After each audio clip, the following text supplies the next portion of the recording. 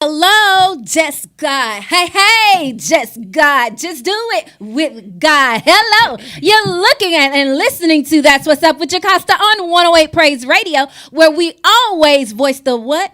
The gospel. Voice the what? The gospel. Voice the what? The gospel. Not gossip, but that gospel. I am so excited and elated this morning. Happy Saturday to you. Happy Saturday to you. Saturday to you. Happy Saturday, God's people. Happy Saturday to you. Now. I have a guest next to me, but you know I'm going to do my That's What's Up. So give me a moment, because I know you're all waiting and you're wondering. You know what? You're hoping and waiting and wishing. But listen, let's talk about That's What's Up in politics. Now, here's the deal. This summit is going to happen. Then they say he went against it. You know who I'm talking about. Mm-hmm. And against cancel, he decided to still do the summit. Well, you know what? I don't see me disagreeing, agreeing, or feeling any kind of way about it. I just feel like if I'm allow God to guide everything I think about and I do, then I just tell him, go guide that too. You know what I'm saying? And if we all come together as Christians, as believers, and always stay prayed up about what's going on around us, then we should know and believe that God has our back. Yeah. And if something happened that we feel is against anything, then that just means Jesus is coming and Jocasta got to get right, all right? So, hey, that's what's up in politics. Now, that's what's up in realities. I was asked to come on some reality show, and this was a couple days ago, and I thought about doing it. I was like, yeah. Well, guys, no. So I decided not to, and it is what it is. We'll figure it out. I'm gonna try to navigate my way through this thing we call life, you know, but without wasting my time. And I told you all, I feel like that time is taking in memories every day. So I have to be careful about the memories I take in, right? Right. You should agree. So let's talk about That's What's Up with Jesus. That's what's up with Jesus. That's what's up with Jesus.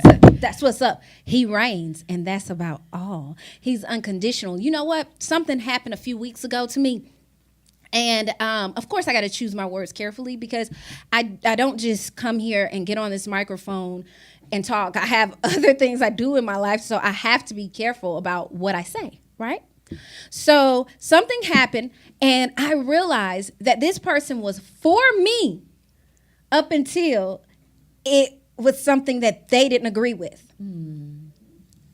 Now, what they didn't agree with seemed a little racist, but you know what? It's all good. It's all good. Yes, but I realized that they had a moment where they were only for me until it wasn't good for them, or it goes against my morals. Wait, well, hold up. Shouldn't we all have the same moral standards if we're believers? And I'm just saying, you know. And so I was like, oh, really? I just don't feel God would think that. I said, well, dang, that God that person serves, I don't serve that God. I serve a God that's unconditional. But I realized that particular person had a condition on our relationship. There was a condition, you know?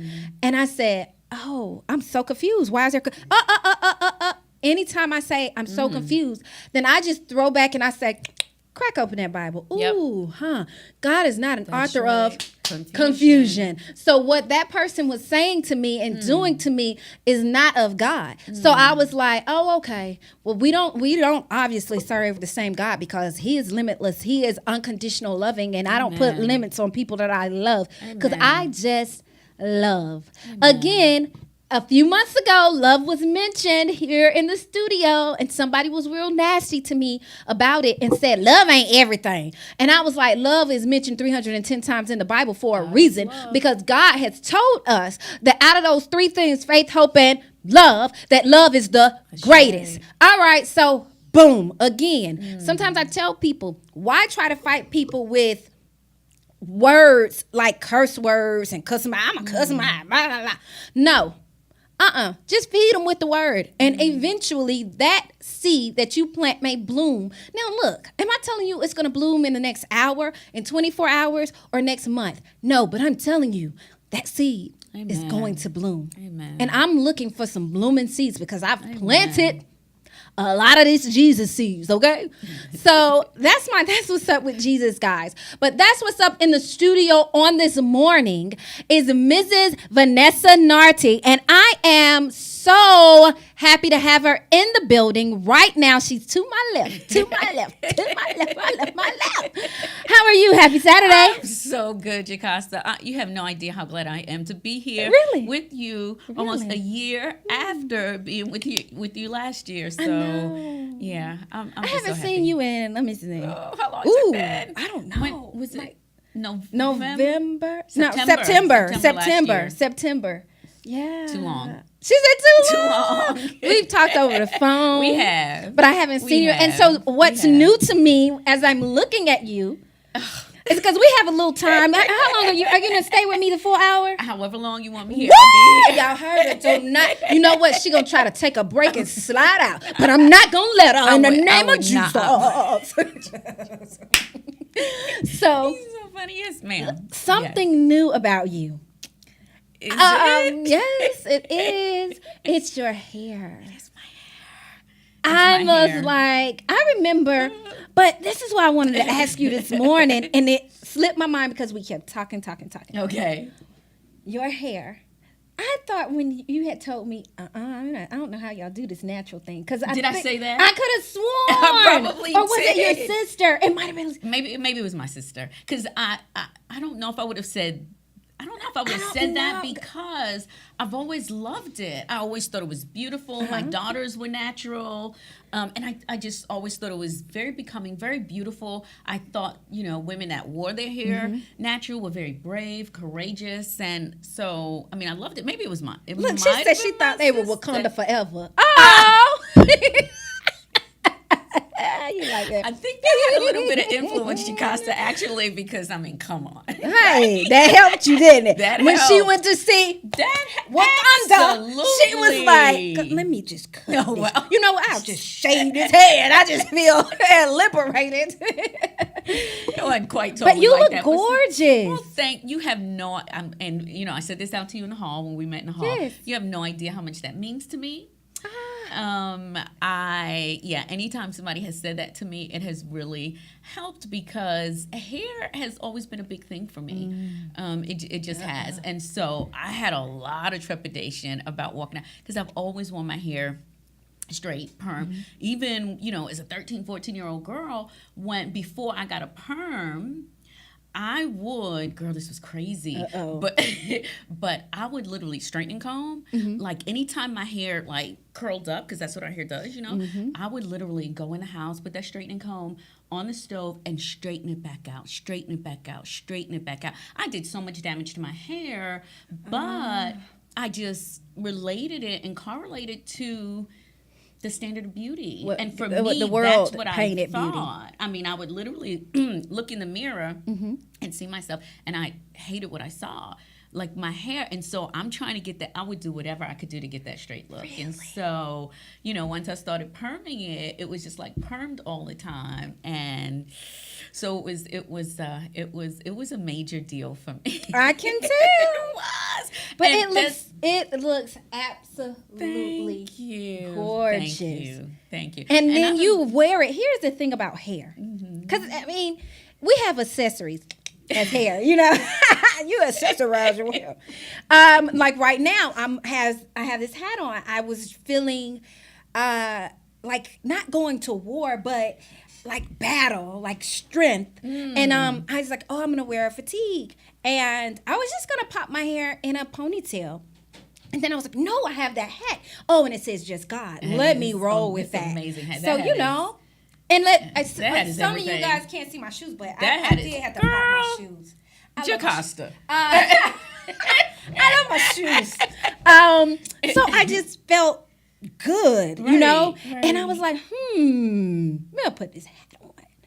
and it's an accessory. It's just like so like even if I haven't worn wigs, and I used to have wigs, and I still have them, and they're named, but I haven't worn a wig in like 2 years now. So but that's an accessory, you know. Right. But my grandmother looked at it, and we talked in the hall about how it was serious to my grandmother. And you said, "Oh my gosh," you told me a story about something you're writing. Yes, actually, I don't know if I should tell it because it's actually don't tell it. Part of the production. Don't so tell I don't it. give that away. We're not telling it, but that's my little hint.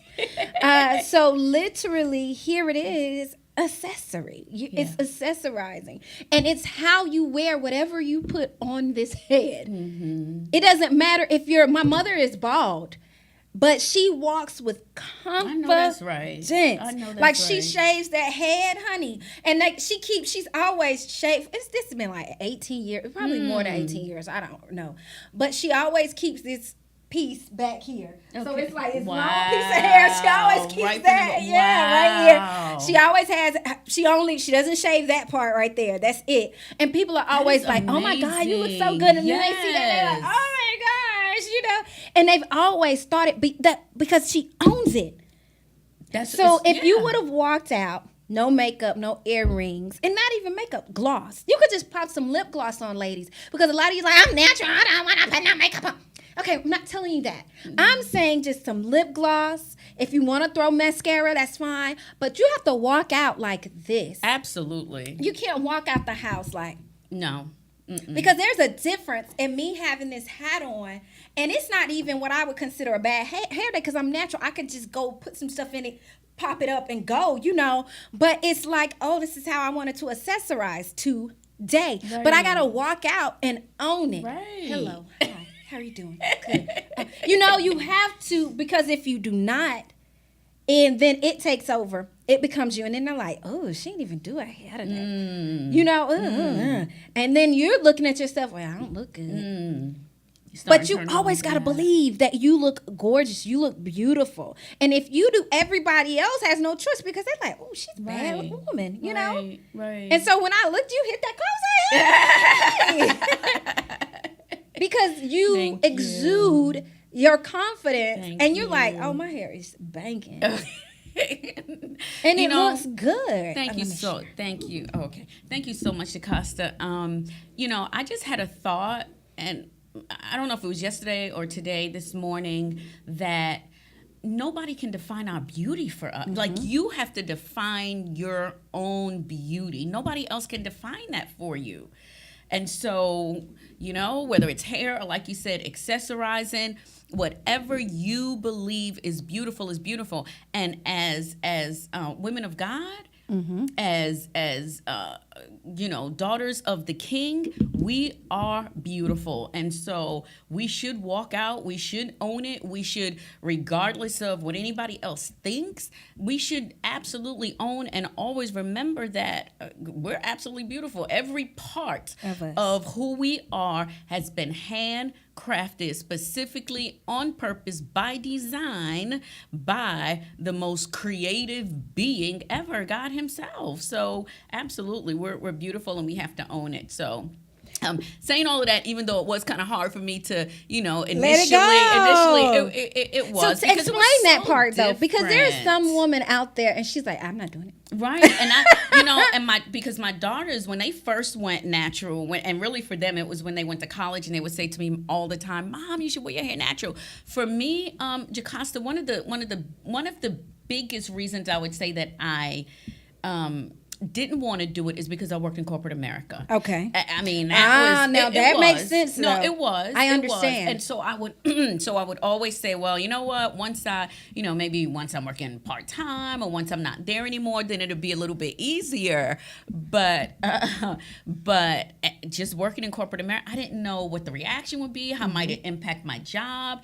And even as a believing woman, I still had those thoughts and wondered what those impacts. Let's talk about that. You said even though as a believing woman, and we shouldn't always have to say that. You know what I'm saying? Like, we should not always have to say, "Oh, as a believer." I'm like, you know what? We are people. Absolutely. People before anything. People just so happen to love that Jesus. People just so happen to understand what it means and feels like to be saved, set free, and delivered from some things, but working on other things. So every time we give a disclaimer, right?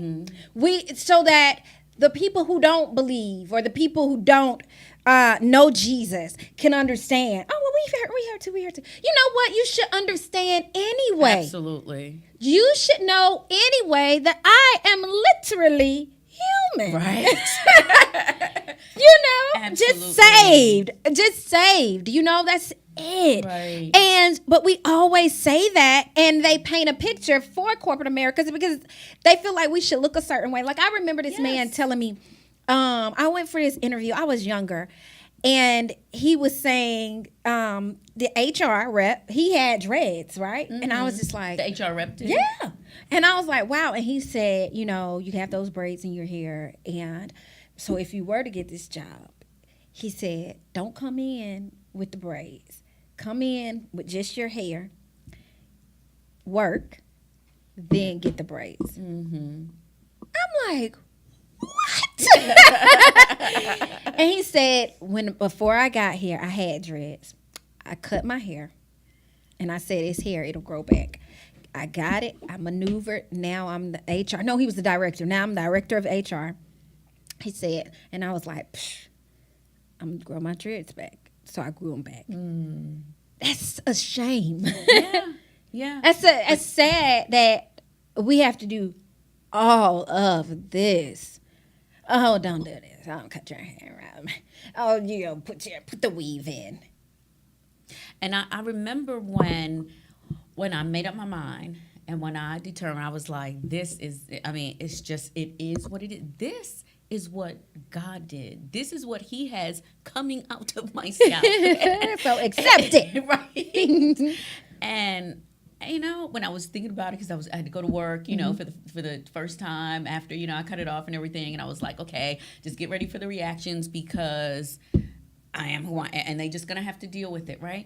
Then I started thinking, I said, we're the only people that have to deal with this. No one else has to think about the things that we have to think about to show up to work. That's so true. No one else has to true. deal with this. We always have to think about how are others going to think about what we look like? How is somebody else going to take? And let me tell you, there are a lot of women who had stuff to say about my hair. Most, you know, other African American women said things like you did, you know, and so it was empowering and it was encouraging and it was, you know, just really confirming what they saw and what I believed I saw when I looked in the mirror. And then I heard the opposite, or I hear, you know, little snide remarks, but it didn't matter. Really? Oh, absolutely. Heifers.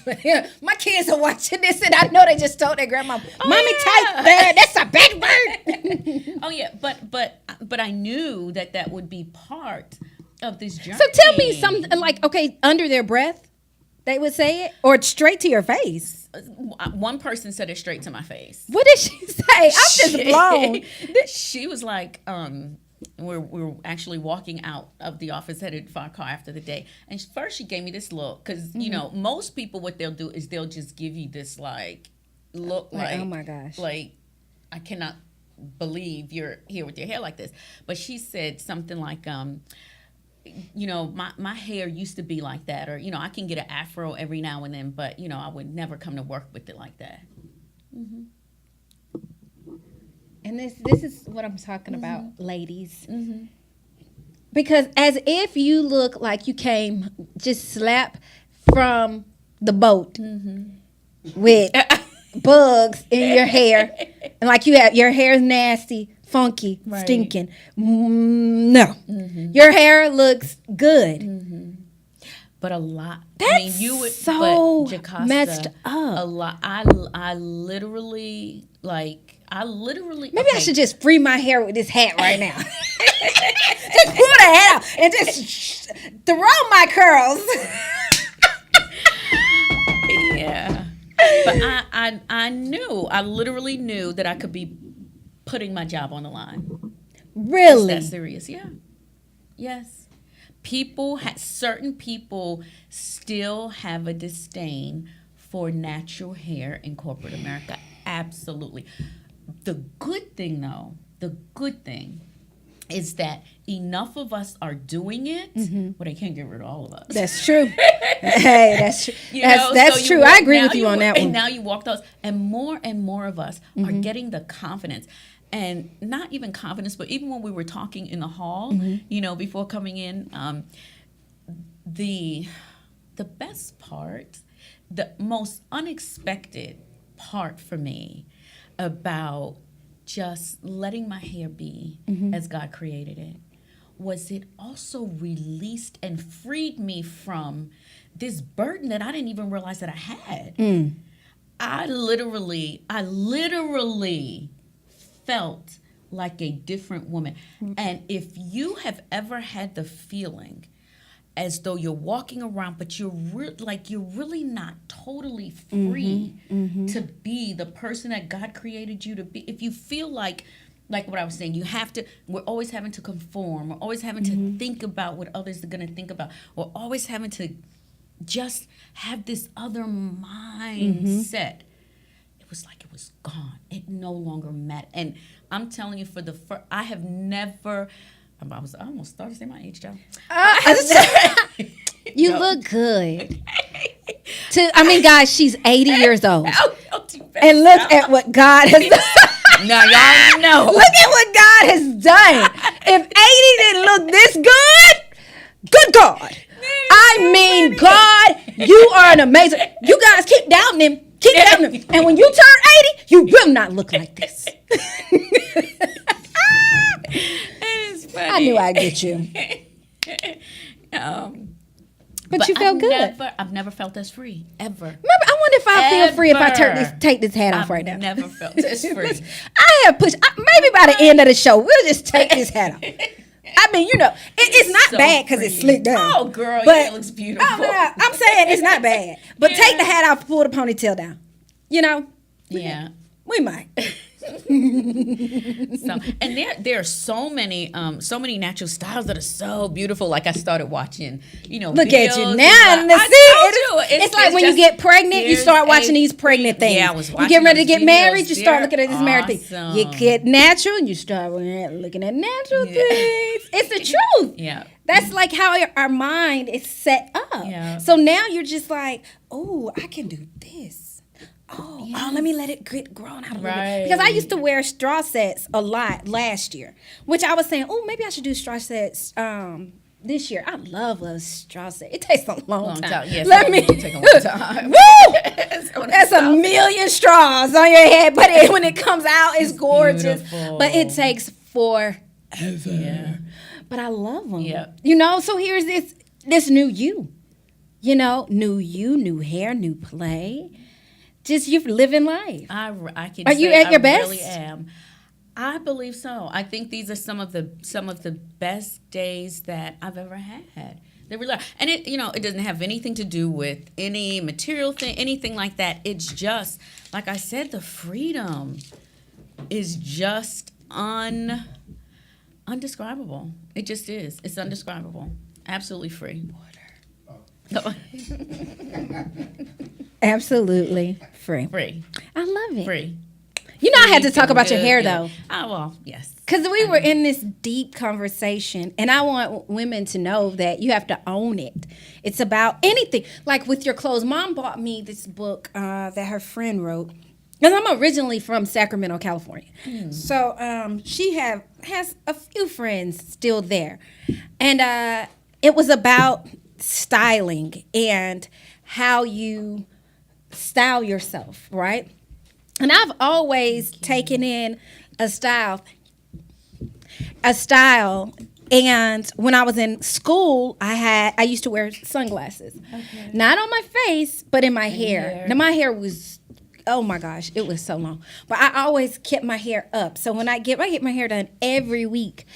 And when I was in high school. And so I wear these sunglasses to match every outfit. I had so many shades. Wow. That was just my thing. So you can look in the yearbook and flip through and you'll see, oh, she had on sunglasses with this. Oh, she had sunglasses with that. Because that was my thing. Mm-hmm. So now with the naked neck, I left my fatigue bow tie at home, but I digress.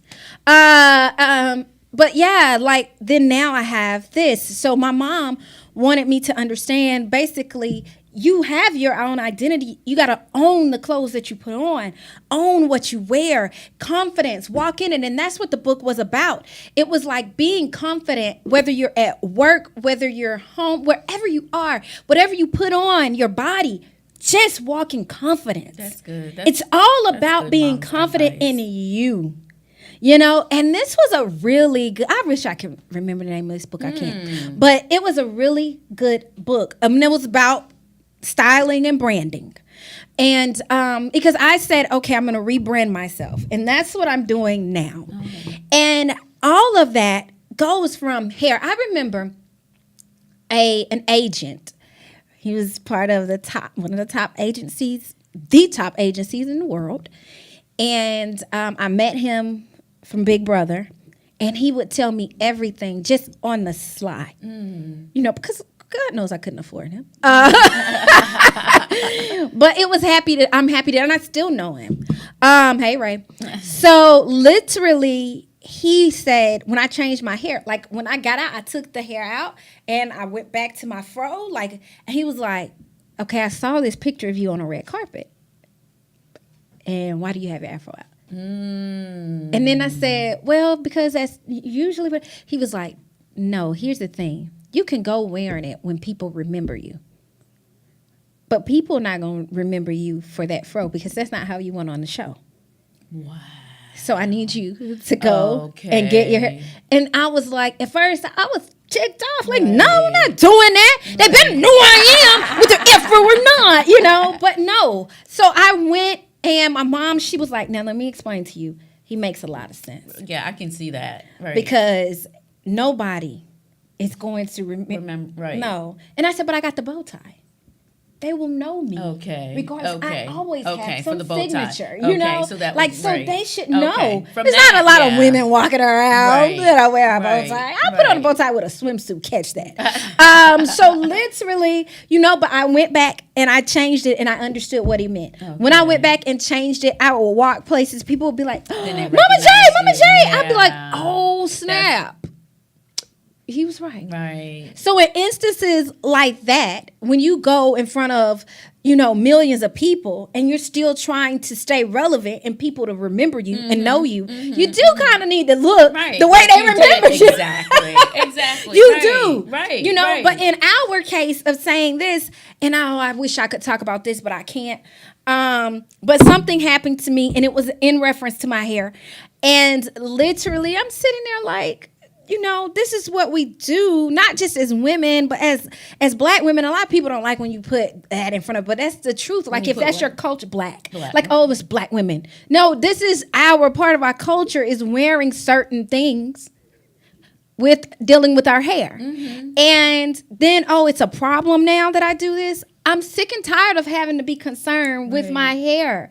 Like, why am I? And then we have to stand, and it seems bad because then I'm not telling you guys to go to work, take this stance, I'm wearing my hair like this, and get fired. Because Jocasta can't help you pay those bills. You know what I'm saying? And don't be lying on God, telling people that Jesus told you to go in there. You know how people always put it on. I feel God told me. I don't really think he's telling you to do anything, you know, remotely that has anything to do with your hair. But I mean, you know, so I'm happy and I'm proud of you for just being you. Oh, Jocasta. I'm always in awe. Anytime she asks me to come back, I'm here. I'm here for this one right here. This one right here, Jocasta. What? Yes. You know, I look up to you, so let's get into the nitty gritty. We did Unshame on You. You toured several cities. Sure did. Several cities. Yeah, we did. She was right there with us. Yeah. People know who you are now. They knew you before then. Mm-hmm. Really? Mm-hmm. Okay. They knew you before then. Okay. But now they know you know you. Okay. You know that lady who blah, blah, blah. And you know, they'll look it up and stuff. I think I went to a Wendy's. I was with a friend. We went there to just go sit and eat or whatever. And then this lady's like, the Unshame on You lady. That's too cute. I like that though. The unshame on That's what you. she said. Because she knows who That's you what are. she said, yeah. Because God came through and you came behind. You understand that? Yeah. So they know you, and now here it is. You've revamped a lot of things. Yes. You've made some changes that weren't made by you, but you were led by God. I really was. And then God dropped some good deposits in your really life. did. Jocasta. An amazing director. Unbelievable. He dropped Nicole in your lap. Really Like God did. really brought you things to help you get to where you want to be. I like, I'm on a radio show and I'm supposed to have words to say, but I'm speechless. But he did. And it, I believe, was just a result of obedience, and because of even what we all did together, what we all did together. And so, he's just been amazing when you are obedient. And it was hard. It was some hard work. I mean, I had been at that for 4 years. Oh, wow.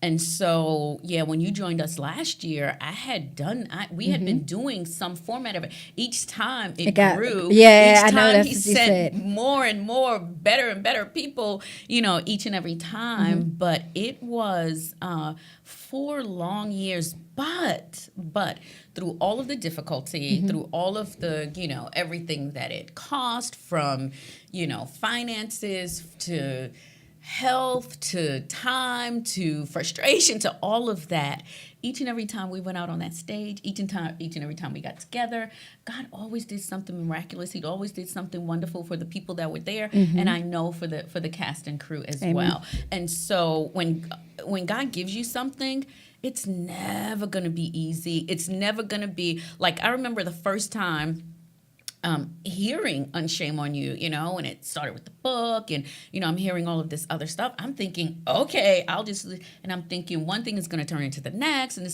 and it wasn't easy. But I know what I heard, and therefore I had to stick with it. I had to keep going until he said that it was time to do something else. And I can tell you, Unshame on You is not I know it's not finished. I know. And Unshame on You is coming back. Now, I do believe I have to make some changes. I don't think it's going to be the same, but the impact that show on women in general and people, let me just say on people is not over. That's true.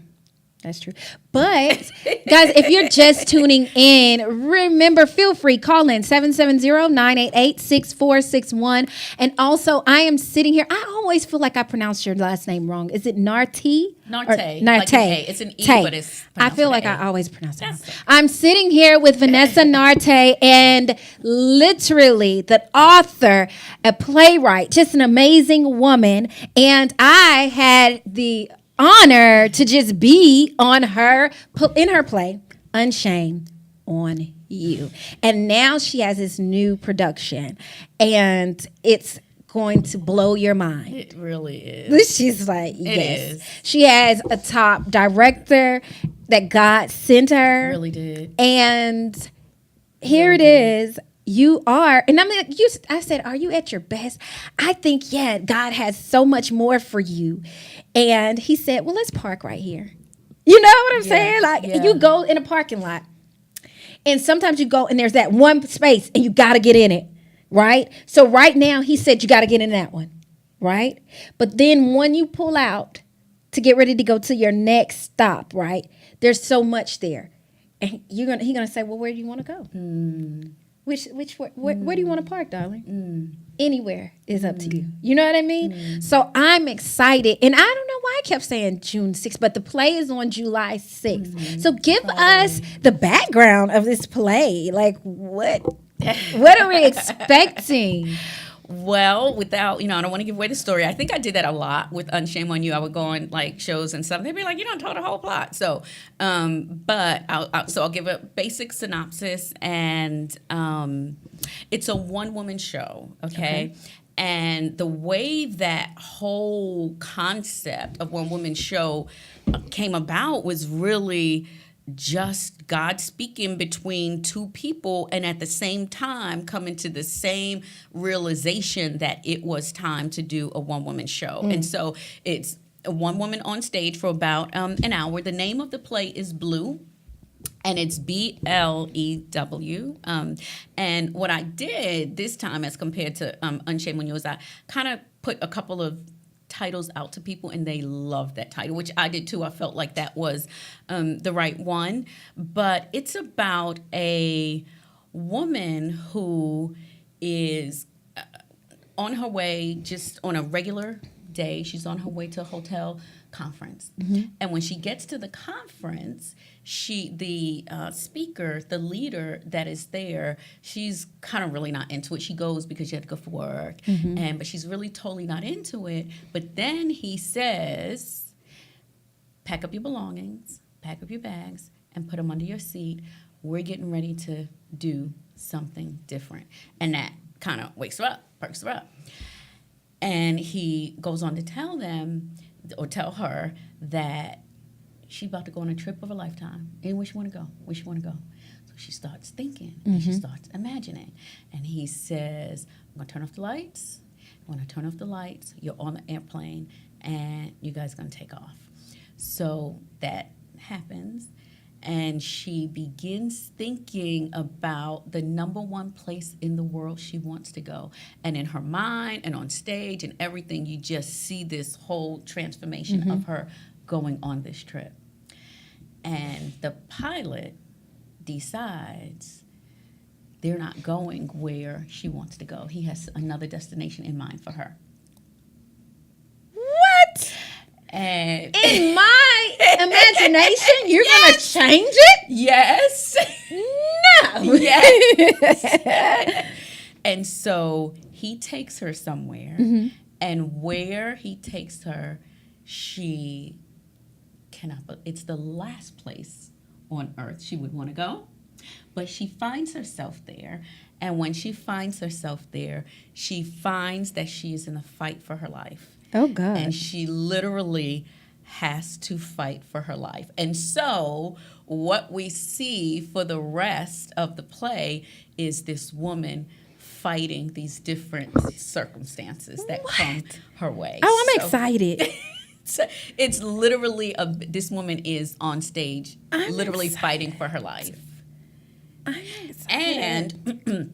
And you know, even from Unchained on Mute, for me, when the story is the main thing, and the writing, and what's really going to make for a powerful story that other people can relate to.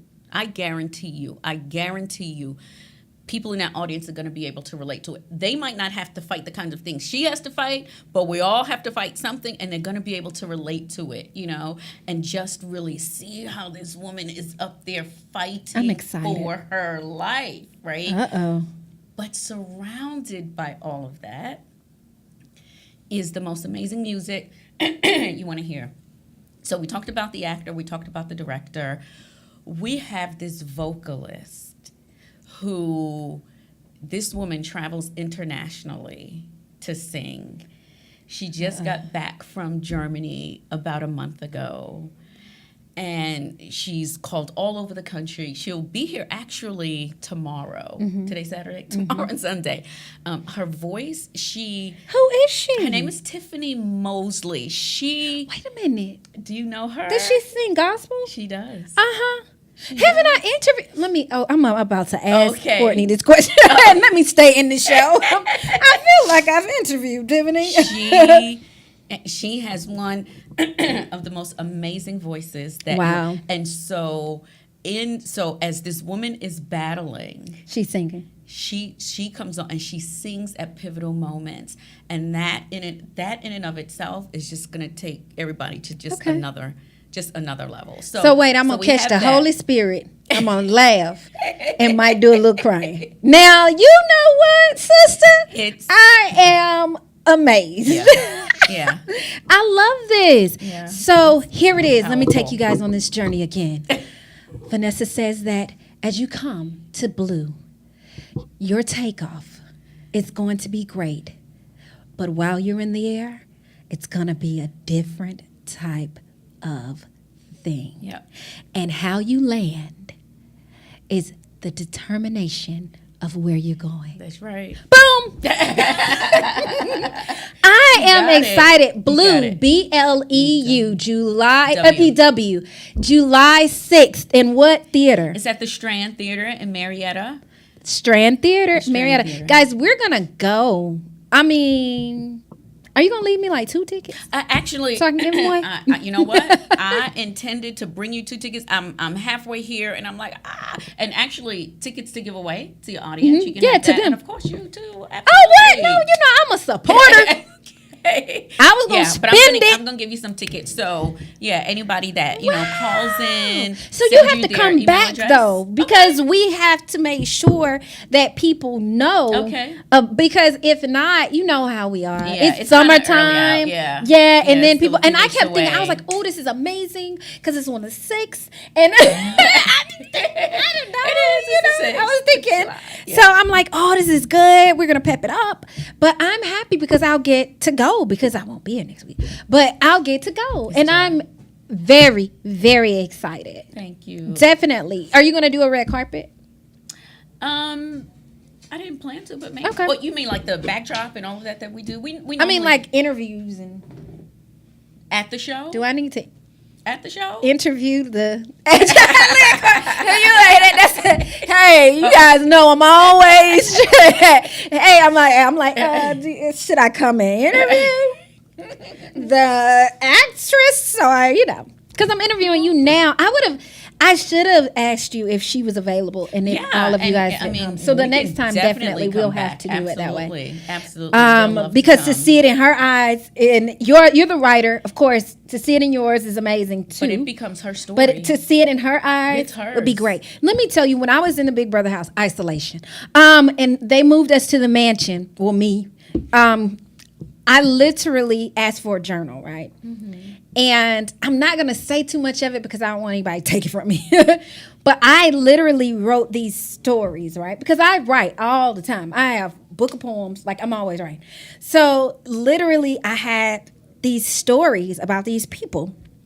And I was like, oh, ooh, I should make it into this play. And then I'm like, ooh, God, is that it? Is that it? And so I was amped. I was like, I'm going to do this. Like, I'm going to have this play. Because at first I said, I want somebody to just record it. And then I was like, I'm going to have this play. And that was like 4 years ago. I had 5 people in my mind that I wanted to read it. Okay. Because I literally saw them reading it as I was writing, because isolation is serious. People do not understand. Like, being without your family for 100 days is literally mind-boggling. Wow. And you don't have any time but to read. I read the Bible every day, and then I wrote. Wow. I just wrote a lot. A lot of different poems. I wrote about my experiences. I wrote about my situation when I was 18 and my pastor, 17, my pastor sexually assaulted me. Like, I just wrote until I couldn't write because I had nothing else to do. So I literally, these 5 people, and I'm just going to stay like that, but it's crazy. And so I went back the other day and was reading that journal because I like to go back and read like where I was at in that moment, like what's in my headspace. And I was like, I literally should have done that. Wow. Even if it was something small, just small. Wow. Just 5 people sitting here, just reading like, so, blah, blah, blah, blah, and just to see it. So I think I'm going to get the 5 people that I saw in my mind, because I already told them about it. Okay. And I was like, guys, I just really kind of want you to read it to me because I want to see like what it really is. I read it to myself, I laugh, I get sad, but I want you guys to read it to me. So I had already informed them, and I was just like, now sitting here and I'm like, I should get you to like look at these, like read it, because it's crazy. Sometimes I don't like where my mind goes with poems because they can get bad. But then I'm like, well, it's a release of something. Yeah, absolutely. So there's no right or wrong with poetry or writing or anything. Absolutely. Yeah, and that's how I met India. Is because I would go out when she was at Starbucks in Conyers. Okay. Covington, okay. I think it was. Okay. I don't remember. It was some Starbucks. And I would go and just do poetry on Thursdays because she had. So you would read Thursday it at the one night. mic? Yeah, I always did. I always do open mic. Okay. Yes, years. Oh. That's always. You still do it? I have to send you some videos.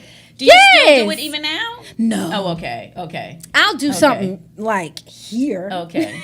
Because this mic. Okay. But other than that, no, I don't. Okay. But I used to do that forever. Anytime she would tell me to come somewhere read, or she was like, "You got a new poem? Come do it. Come do it for me." And I'd be like, "Okay, yes, I'll do it. No problem." So now, like, I've just been asked to come to this church and do it, and I was like, "Okay, yeah." Like, it never bothers me. Like, I love the microphone. Mrs. Amalami, I love her. She said, where was I? I think it was the last Hosea Feed the Hungry. And she was like, "Oh, there's my minister of the mic." And I never, like, when she said that, because I'm always in awe of her and definitely of her father, them being in civil rights. Yes, you know what I mean? The two of them, absolutely. So I said, "What?" She said, "Yes, that's what I call you." And I was like, "I didn't know that, So I was like, somebody else said it to me before I heard her say that. And I thought they were joking. They were like, "They'll go to minister the mic." And I was like, "Ha, ha, ha, ha." So when she said it, I was like, that's a beautiful title. Oh, it really is. I might need to do something with that. But yeah, when I get the microphone, I don't know. It just changes me. I turn into something that prayer we else. did before we started. Oh yes. Oh yes. Because there was that an prayer energy moment we had before we started this. It's not program. Me. You know that because I'm always telling people. Okay, job done. Let's go. Yeah, she said, "Okay." That was. Yeah. It's never, and I'm always saying that even to my students, that it's never me, because I'm always looking at myself like, "Girl, sit down. Girl, that was wrong." Like, I'm always getting on myself. So when something comes, and I could even tell this in the prayer, you allow yourself to be used by the Holy Spirit. You have to. But yeah, we know that, right? But like, that's what you do. Because before these mics were on, y'all. Before the mics were on, Jocasta talked about this not being about her, to be filled with the Holy Spirit. So so it's not something that you're just saying on the mic. It's what you do. Oh wow! When nobody and what really matters is what you do when nobody's looking, when the mic is off. Oh wow! And so you make yourself available, and by making yourself available and saying, "This is not about Jocasta, Holy Spirit, I want this to be about you. I want what comes out of Vanessa to be about you. I want what comes out of the producer. Everything should be about you." Nobody was listening. Nobody could see anything. So when it happens there, that's when you know it's real, and He's going to use you, and you become the minister of the mic. Did she just speak into my soul? Like, I thought you just looked straight into me. I was like, "I'm so sorry, Jesus. Take me." Like, and this is why I love you so, because when we have conversations, they're genuine conversations that I know you genuinely care about me. Yes. You know what I mean? Does that make sense to you? Because we don't get that from a lot of people. Well, so when you find those people, you do this. Well, but I mean, you have to hold on, because if you don't, because it's all about what happens when nobody's looking. Yeah. So our conversations, I know the conversations we had over there in the studio, it's when you really, really get to know people. Anybody can say anything in front of all of this stuff right here. That's right? True. That's true. But God does need His people in here so that you can be an influence. See? Yeah. Oh, thank you. See, I'm appreciative. And this is why when I'm talking to people, I'm saying to them, you have to have positive people in your life, especially if you a whole lot of negative. And nobody should take that wrong, but that's the truth. Because if you always are downing yourself, or you always feel like you're never doing anything right, you need those positive people in your life to pour into you. And I used to say that like I was going through this season where I had no one, meaning friends. Like nobody talked to me, none of that. This is recent. And at first I was hurt. I was hurt to the depths of my soul. And my mom my mom is that person like, get over it. You know, she didn't pick up that okay, you know. And I'm just like, I don't know. I just love her and I miss her, you know. And then I had to say, oh, wait, this is my season that I just need him. I don't have to talk to people. You know, let me just talk to him. He gave me these 2 little gifts called Connor and Dylan. Let me talk to them. And let me talk to Jesus. And let me just do that because I'm messing up enough in my life, you know. So, yes, I don't need those people. I need him. And then he'll usher friends back to you because he feels like he knows you need friends. Right. You know, and so I'm like, when I meet genuine people like Mrs. Amalami, like you, because she told me, I didn't know that your mentor has to find you. Wow. Basically, like literally, your mentor has to take you in, right? Because you can say, that's my mentor. That's my mentor. And then that's not your mentor, right. You know. No, they have to agree. Yes. So she was like, you're my mentee. I'm going to mentor you. And I was crying. And I was just like, okay. So literally, when somebody takes you in like that and they say, you know, in this part of your life, I'm going to mentor you, darling, because you like to give. Wow. And I'm going to mentor you in this part of your life. And I'm like, okay, so I have a mentor here. I have a mentor who helps me in ministry. Wow. You know, so I like taking in those people and tell me, latching to you because I'm like, this woman is real. I've heard your story. I know what you've went through. I like how you're transparent and literally you are real. So with that said, I thank you for coming on my show, for sharing your new play, Blue, that will be on July 6th at the Strand Theater, Marietta, Georgia. Yep. So everybody, come one, come all. I'm going to post flyers over and over again. I'm going to give away tickets to it. So you got to tune in. And it's just been an honor to be in your play, for you to be accepting of me. I'm like so thankful right now. And I'm honored that you would even. You earned it. I mean, you earned it. She came in and she auditioned and she was nervous and all of that. And all of us sitting there was like, isn't she Retha? Yeah. You earned, you literally, you earned that part. Oh, wow. Thank you so much. Yeah, other people auditioned for it. You earned it.